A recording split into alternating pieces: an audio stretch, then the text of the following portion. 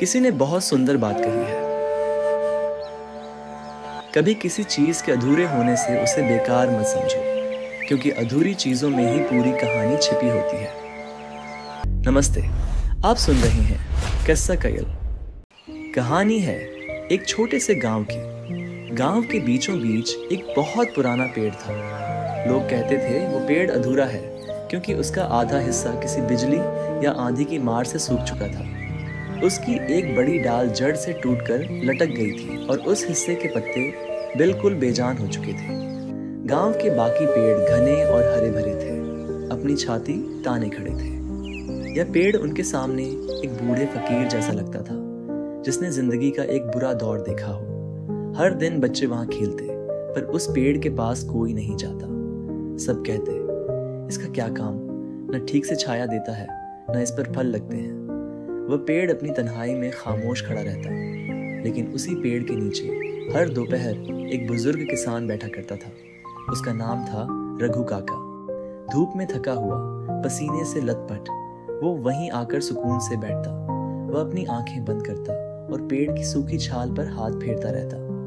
एक दिन एक चंचल लड़के रोहन की नजर उन पर पड़ी। वह अपने दोस्तों के साथ हंसते हुए काका के पास आया और पूछा, काका, आप भी कमाल करते हो। इस अधूरे पेड़ के नीचे क्यों बैठते हैं? धूप भी सीधी आप पर आती है। गांव में और कोई पेड़ नहीं मिला क्या? रघु काका मुस्कुराए।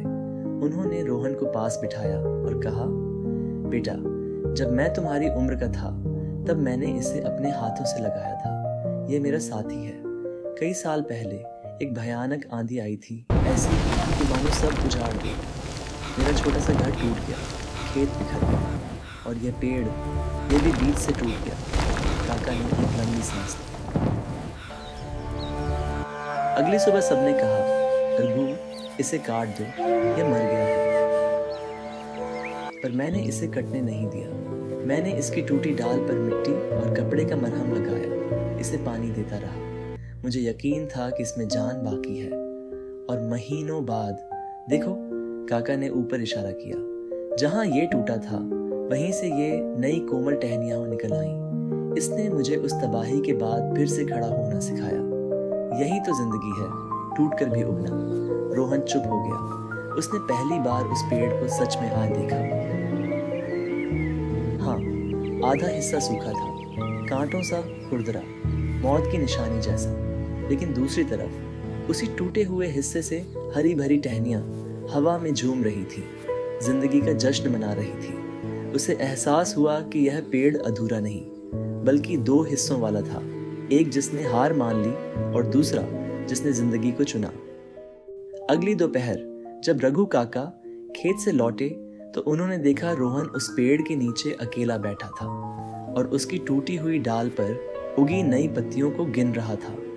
दोस्तों, कभी कभी जिंदगी भी उस पेड़ की तरह होती है।